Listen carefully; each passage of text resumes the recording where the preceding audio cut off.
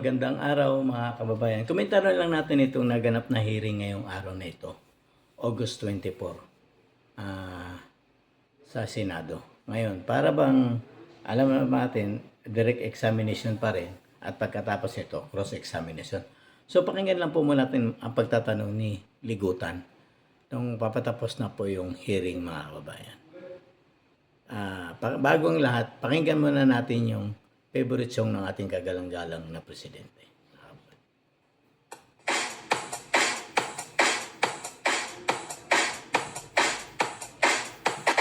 Dancing with the beat with DJ Glenn on the mix. Marcos bangag, Marcos bangag, Marcos bangag, bangag, Marcos bangag, Marcos bangag, bangag, Marcos bangag, Marcos bangag. Atin pong tuligsain ang mga kawatan, mga kurakot, mga halimaw, mga demonyo sa gobyernong ito. Lalo-lalo na yung mga kawatan sa pera ng flood control na walang ibang trabaho kung hindi limasin ang pera ng bayan, mga kabayan. Lalong-lalo na yung mga nanunungkulan sa gobyerno. Kaya sila nilagay dyan sa gobyerno para pagsalbihan ng tao, hindi para ubusin ang pera ng bayan. Ang kakapal na mga mukha nito mga nanunungkulang particular yung mga nasa kongreso, nagtalo-talo na naman sila ngayon sa budget kung paano ang gagawin nilang palusot na naman sa kanilang gagawing nakawan sa bayan, mga kababayan. So, pakinggan lang po muna natin itong pagtatanong ni Ligutan regarding doon sa impeachment ni Bibi Sara, mga kababayan. Kasi nga po, alam naman po natin na si Ligutan ang nagtatanong doon sa kay Acosta, mga kababayan. So, pakinggan lang po muna natin itong pagtatanong ni Acosta, mga kababayan. Or tahasang panlililag sa pera ng taong bayan? This time, Defense, I'm asking about the liquidation report. Nakapag-certify ka sa liquidation report na tama yung pinaggamitan, kahit hindi mo nakita personal paano ginamit ni Colonel Lachica yung pera, hindi po ba? Misleading, Your Honor. The liquidation report contains a different statement, Your Honor. It's box A, certified correctness of the above data, Your Honor. So the factual premise of the question is incorrect, Your Honor. That's a liquidation report, Your Honor. Let me counsel. Ma'am Gina, nung sinabi niyo pong certified correct yung nakapaloob sa liquidation report, ang pinagbasihan niyo pa rin ay yung impormasyong binigay sa inyo ni Colonel Lachica at hindi po personal niyong kaalaman na dun. Hindi ba ito isang scam or tahasang panlililag sa Gago! pera ng bayan?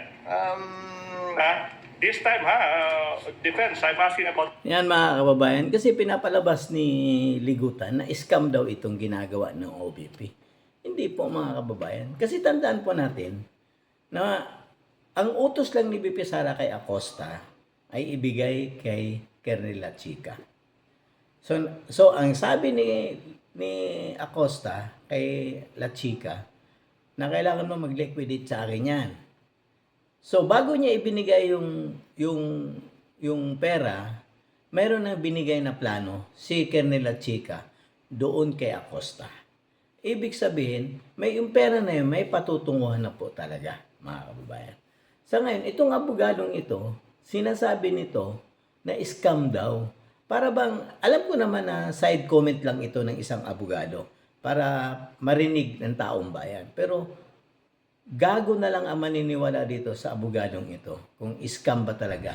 Kasi tandaan mo natin, ang susi ng lahat ng ito ay si Colonel Lachica. Bakit hindi nila ipatawag si Colonel Lachica? Bakit nag-hesitate silang ipatawag si Colonel Lachica, mga kababayan? Na ang tinuturo lahat ng ito ay si Colonel Lachica. Di ba po? Maghapon tayo nakikinig dyan sa impeachment kanina. Walang ibang tinuturo si Acosta kung hindi si Colonel Lachica. May anino ng pera na yan, hindi nakita ni BP Sara. May anino na kahit sentimos man lang, may hindi nahawakan ni BP Sara ang pera na yan. Pero sasabihin ito ni Ligutan na scam ito. Alam ko naman na side comment lang ito. Pero dapat hindi pinapayagan ng ni H.C. Escudero ito mga to. Kasi once na marinig na ng taong bayan yan, siyempre, kung mga kulang sa unawa, yun ang kagad ang paniniwalaan nila, mga kaubayan. Yun po ang nakakalungkot dito. ituloy lang natin si Ligutan, mga kababayan. About the liquidation report, ha? Nakapag-certify ka sa liquidation report na tama yung pinagamitan, kahit hindi mo nakita personal paano ginamit ni Colonel Lachica yung pera, hindi po ba? Misleading, Your Honor. Hindi nga kasi, paano sa makikita ni Acosta, mga kababayan? Hindi nga siya ang nasa ground. At wala naman siyang idea kung sino yung kausap ni Colonel Lachica. Ang susi talaga lahat ng ito. Kasi ang gusto nila mangyari, para bang, alam mo, kulang na lang sabihin nila sa witness na ituro mo na si BP Sara para tapos na tayo rito, mga kababayan. Susundan niyo pa ba yung kwento dito? Kulang na lang, ituro ni Acosta si BP Sara na tumanggap ng pera, hindi si Colonel Acosta, para tapos na tayo rito. Parang ganun yung gusto nila mangyari. Kaya kung ano-ano lang side commit ang ginagawa ni Attorney Ligutan. Kasi bakit mo sasabihin ng scam? Kita mo naman, malinaw naman sa sikat ng araw na sinasabi niya. Gago! Na kay Colonel Lachica ang pera, mga kababayan. Di ba po? Hindi na liwanag naman po eh. Yun ang nakakalungkot, mga kababayan. Kasi nga po, gusto na lang talaga nilang ipahiya si BP Sara. Alam naman po nila na wala talagang kaso ito kay BP Sara. Kasi bakit?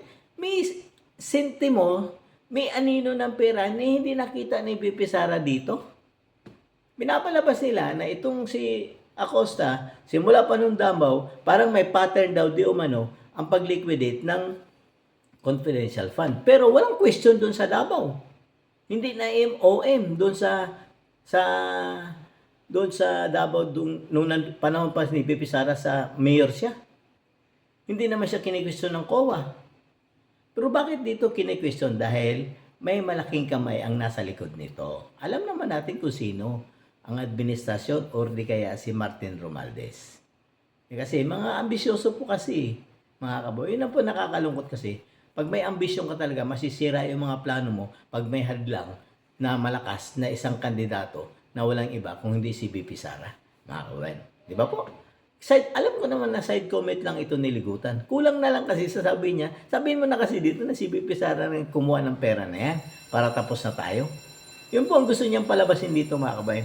So pakinggan naman po natin ang pagtatanong ni Rapi Tulfo, mga kababayan. Kasi ito si Rapi Tulfo nagtatanong para bang pinapalabas niya na walang utak itong witness, mga kababayan. Pakinggan lang po natin si Rapi Tulfo, mga kababayan. Si Rapi Tulfo po.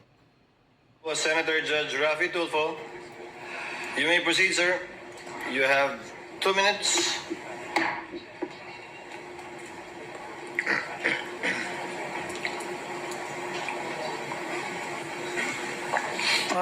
Nakapangiudto na ka? Gamay lang, sir. Kamay lang. Kung saan mo sudan? Wala ko'y gana mo. Okay, tanong ko na lang. How would you consider yourself? Smart, average, or stupid? Nasa average lang po ako ng Average. pagkatao, Your Honor. Correct. Just like millions and millions of Filipinos. Good. Normal. Kasi sa isang normal na tao, kapag siya'y binigyan bilang isang SDO tulad sa inyo ng listahang pangalan ng mga informants na bilat, pagong at pusa, papalag ka. Ano ba to, Colonel? Mukhang hindi ata tama to, bastusan na to. Di po ba? Para sa normal na tao. Nag-rely po ako sa sinadmit po sa akin ng security officer, Your Honor. Kaya nga, Ayan, maliwanag ang sinasabi ni Acosta na nag-realize siya na sinasubmit at sinasabi ni Colonel Lachica.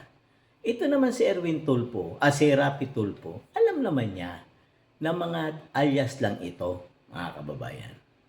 Siyempre, alam natin na nagkatakataka yan. Pero ayon nga mismo kay alam mo ba ito mga nabasa ko po yan. Pero ayon sa disbursement na si Colonel Lachica na wag nang alamin yan dahil confidential yan. Di ba po? Yung source na yan, mga kababayan, may alias lang yan. May mga tao talaga nasa likod niya na pumirma. Ang pinapalabas na ilo, bakit daw isang tao lang ang pumipirma? Di ba po? Hindi natin alam, kaya nga ang susi ng lahat ng ito, si Colonel Lachica. Pero ang tanong, mga kababayan, makakarating kaya ito kay BP Sara dahil inutusan niya si Acosta na ibigay kay Kernel at Chica? Saan ang pagkulimbat ng pera noon, mga kababayan? Tandaan natin, may isang sentimo, walang nakita si BP Sara dito sa perang ito. At sa instruction niya, ibigay mo kay Kernel at Chica dahil si Kernel at Chica ang nakakalam ng operation sa ground. Maghapon tayo nakikinig sa impeachment trial, puro sinasabi ni Acosta si Kernel at Chica. Pero ito, parang pinapalabas ni Rapi Tulfo na stupid itong witness na ito. Ang baba talaga ng tingin ni Rapi Tulfo sa kay Acosta, mga kababayan. Napaka, ano na lang talaga. Bakit mo pamimiliin yung tao sa isang smart, tama lang, o stupid? Siyempre, papipiliin ng tao yung katamtaman lang pagkatao ko, sir. Average lang ako. Di ba? Alam nga naman, pipiliin mo stupid. Kasi, ang dahilan na sinasabi ni Rapi Tulfo, na may mga pangalan na Belat, Piatos, Lim, kung ano-ano pa man yan, alam din naman ni Rapi Tulfo yan na alias lang yan, mga kababayan. At nag-rely lang si Acosta sa bawat sabi ni Kernel at Chica at kung ano yung mga dokumentong sinasubmit niya. Kasi ayon kay Acosta, si Kernel at Chica ang nakakaalam ng operation sa ground, mga kababayan. Halimbawa po, kung si Kernel at Chica nakikipag-usap doon sa mga informant, ibig sabihin, kailangan pa bang iharap ni Kernel at Chica yung informant kay Acosta para bigyan ng award?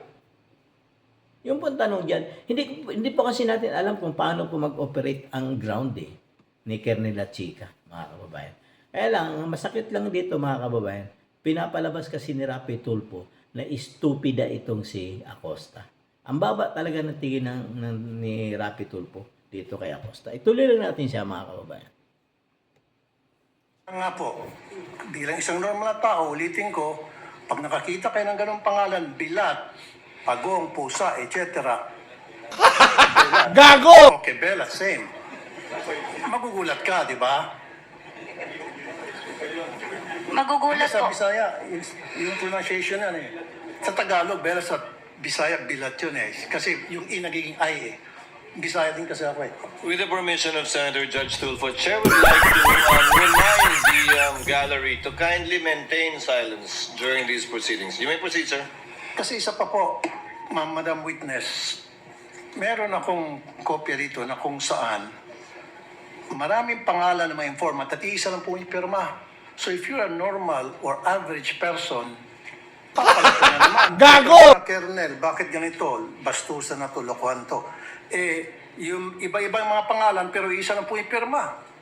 Hindi ko nagtaka. Piniripay ko po yun si Corner La Chica, Your Honor. At ang sagot naman niya sa akin, Ma'am Gina, those are sensitive information, Ma'am Gina. At saka, confidential in nature po yun. So naniwala kayo sa sinabi niya na confidential nature kahit na isa lang signature sa napakaraming pangalan. Kasi So you siya took his po, word for it. kasi siya po ang nag-implement sa mga confidential activities Gago! on the grounds. Siya po ang inatasan na mag-implement. Siya ang implementer po, Your Honor. So for me, in this case, you're stupid in the name of blind loyalty. Yan ang conclusion ni Rapi Tulfo. For me, you are stupid to blind of Basta may sinabi siya eh. Yan ang ganun kababa ang tingin nito kay Acosta, mga kababayan. Dahil po, nag-rely lang si Acosta sa sinasabi ni Kernel at Chica, dahil sa confidential fund dyan, stupid na ang tingin ni Rapi Tulfo kay Acosta, Gina Acosta, mga kababayan. Ang baba talaga, ang taas ng tingin ni Rapi Tulfo sa kanyang sarili. Sir, di ba kayo din, may mga informant din kayo? Sabagay, malit ng informant mo, privado ka, siguro doon sa programa ninyo, may mga informant din kayo. Ayaw ko lang kung nagbabayad ka. Bagay, private, dati, pero gumagamit ka, siguro, totoong pangalan ang pinipirma. Pero iba po yan kasi dyan, mga kababayan, sa anti-terrorism at saka NPA na ang kalaban mo. Kailangan mo talagang itago ang pagka-identity ng isang tao para naman yung pamilya niya hindi rin naman madamay kung sakaling makilala siya ng kanilang isinusumbong sa gobyerno. Kasi alam naman po natin na ang sinusumbong ng mga kapwa NPA nasa loob din. Ang mga din nila, mga lakad-lakad din nila, mga kababayan. Tama po yung sinasabi ni Acosta, bakit kailangan gagamitin ang confidential fund sa tree planting? Yun ang sinasabi ko mga kababayan, na advance party po yon ng isang OBP. Dahil pupunta yung OBP doon, si Vice Presidente Sara, kailangan po muna may advance party. Kukuha ka ng mga impormasyon doon sa lugar na pagtataniman ninyo, kung safe ba, kung ganito ba, walang dadaan dyan. O, sasabihin sa iyo safe, yung bang informant na yun, babayaran mo? Oo o hindi. Yun lang naman yun eh. Kasi kailangan po i-secure mo yung Vice Presidente bago papuntahin doon, mga kababayan. Doon po nagagamit yung mga confidential fund. At maaari, yung mga upuan, yung mga tanim na itinatanim doon, at yung mga abuno na inilalagay, maaaring binabayaran din ng confidential fund. Di ba po? Siyempre, kailangan nasa bundok ka, kailangan mo ng medical kit. Yun po yun, mga kababayan. Kaya siguro, sinasabi nila, bakit kailangan may mga gamot? Bakit ang tinanggap ni Mary Grace Piatos ay gamot? Kung ako si Mary Grace Piatos, dapat pera. Ay, mukhang pera yung nagtatanong na senador. Di ba po, mga kababayan? O, ituloy lang natin ito. Mayroon pang isang katatawanan dito, mga kababayan, na si Risa naman dito. Pakinggan lang natin si Risa Ontiveros, mga kababayan. Officer. Miss Gina, alam niyo po ba kung lahat ng mga detalye dun sa acknowledgement receipts ay totoo? Yung petsa, kung kailan binayaran ng isang produkto o serbisyo, kung saan po binili o binayaran ito, kung ano yung item na yon at saka yung halaga. Alam niyo ba kung totoo lahat ng Nag-rely po ako sa security officer, ma'am, na si Colonel Lachica, ma'am. Kasi siya po ang nag-implement, ma'am, ng mga... Wala kayong makukuhang sagot dyan. Kasi nga, lagi nga si Colonel Lachica ang isasagot niya. Kasi nga, yun nga yung pinagbigyan niya eh. At siya, Colonel Lachica, ang nagbibigay ng instruction doon sa baba, mga kababayan. Kaya wala ko talaga silang makukuhang sagot dito. Kung hindi, ipatawag nila si Colonel Lachica. Kaya lang, nung huling hearing na ito, mga kababayan, ibang Colonel ang pinapatawag nung nila Luistro. Bakit kaya? Anong involved ng tatlong Colonel dito, mga kababayan? O sirain lang ang credibility ni Lachica? Kasi puro Colonel, may dalawa daw active, may isang retired. Tapos si Colonel Lachica na kailangan dito sa impeachment, bakit hindi nila ipatawag? Na yun sana ang makakasagot sa mga tanong na sinasabi ni Acosta ngayon. Di ba po?